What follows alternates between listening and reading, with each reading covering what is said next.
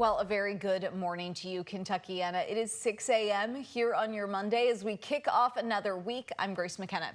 Meteorologist Matt Breland is with us here this morning. And Matt, as we come over to you, another big back to school week, and we're kicking it off in kind of dreary fashion, but a lot cooler than we're maybe used to. Yeah, at least we do have, a bit of a break from those extremely warm summer temperatures. This is definitely a lot different than how we were last week whenever we had the heat wave. Over the weekend, we saw better conditions arrive, and now we have some lingering clouds for our morning hours and those temperatures into the lower 70s, so slightly cooler for us with winds out of the east-southeast at 6 miles per hour. Those south winds are going to bring in the humidity as we head later on into our next upcoming days, but temperatures so far this morning ranging into the upper 60s across southern Indiana. We're at 67 Bedford, 69 near Scottsburg, 68 Springfield, the lower 70s for Brandenburg, Louisville, and near Shepherdsville. Satellite and radar, you'll notice that we are tracking some additional clouds, and those spotty showers are starting to develop closer towards our westernmost counties. A few of them bringing in some brief periods of some moderate shower activity, especially for you folks closer towards Paoli and near English.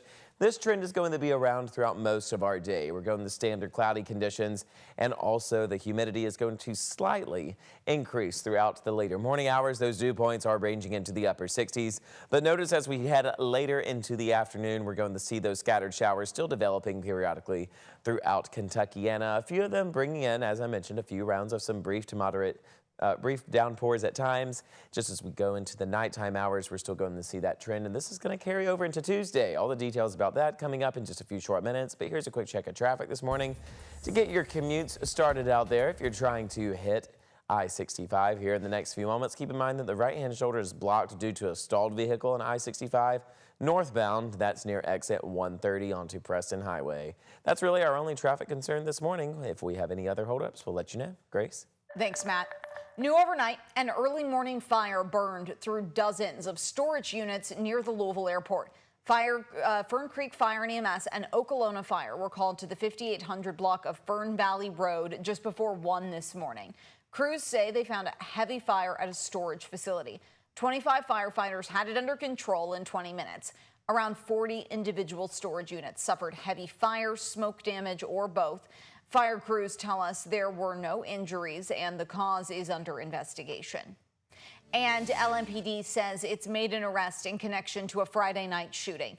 28-year-old Carlos Garcia Romero is charged with assault after police say he shot his girlfriend's ex-husband. LMPD responded to the shooting on New Cut Road Friday night around 9. According to arrest records, officers found a victim shot in the leg who told investigators someone named Robert Garcia shot him. Garcia Romero was arrested Sunday night.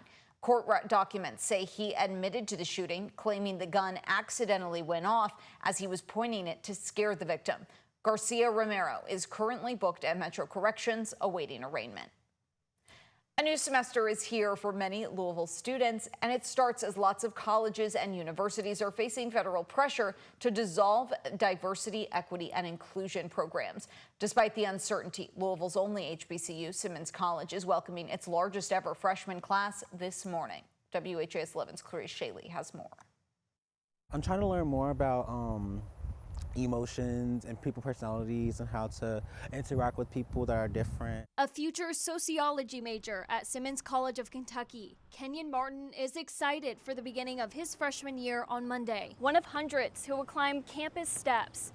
Louisville's HBCU is welcoming 210 new freshmen this fall. That's a record-setting number for the historic school. Louisville's HBCU is percentage-wise one of the fastest growing HBCUs in the country right now, and it is really exciting. Simmons Chief of Staff Myra Rock sat down with me in Pittman Hall. The first on-campus housing for the college is now fully renovated and is housing the student population growth.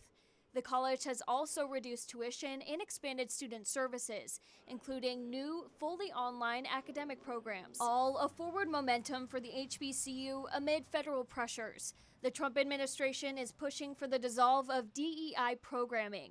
If universities don't comply, funding is slashed. Yet, student enrollment is up. I think it's a security move. I think they feel more safe and secure at an HBCU, and specifically, more particularly, a private HBCU, because we don't have the restrictions and limitations on the support that we can provide. Rock says Simmons College is continuing to move forward to provide the same experience they always have to students, navigating through investments from major donors. Pittman Hall, for instance, was renovated without federal support. I never allow what has been going on to stop me from doing what I want to do, even though I know there's going to be a lot of hard times where I'm going to struggle with things. A new Falcon joining his college for a new school year and a changing future. Clarice Shaley, WHAS11 on your side. While Simmons is private, public universities are now required by law to dissolve diversity, equity, and inclusion programs. The deadline to complete those changes was the end of June. Parents nationwide are preparing to send their kids back to school. And with that comes shopping for school supplies. Some worry new tariffs will take a hit to their back-to-school budgets. According to the National Retail Federation, about 67% of back-to-school shoppers have started making purchases now. Concerned President Trump's tariffs may send the prices for back-to-school items up even more. Some retailers are trying to ease the cost. For example, Target says it's keeping prices for basic supplies the same as last year and offering discounts to teachers and college students. It's going to be a big week for back to school all across Kentuckiana. Tomorrow, Bardstown City Schools and Grayson County Schools are back in class. In Indiana, the same goes for students in Scott County District 1, Clarksville Community Schools, and the Borden-Henryville School Corporation. And of course, lots more districts, including JCPS, head back later this week. While we're on the topic of back to school, we do want to see those first day photos. You can text them to the number on your screen now. It's 502-582-7290. You just might be featured right here on GMK, and we do hope that you have a fantastic school year. Happening today, local groups concerned about a proposal from LG&E and KU are joining together in Frankfort. They're going to be talking about their opposition to that plan. The utility is looking to build 2 new natural gas generating units by 2031, citing power needs from Kentucky's economic growth. Concerned organizations have said the proposal would make it impossible for Metro Louisville and Lexington to reach renewable energy goals, and that electric bills would increase significantly. LG&E has said the generators are highly efficient and much better for the environment than coal. As you're planning out your week, don't forget the annual St. Joe's Picnic is back on Friday. It's the 176th year for the Frankfort Avenue staple. Proceeds go to St. Joe's Children's Home and its work to help kids in need. The picnic starts at 5 Friday evening. Admission and parking are free. You can buy raffle tickets and food and beverage wristbands separately. There is also a shuttle service available at the Southern Baptist Seminary.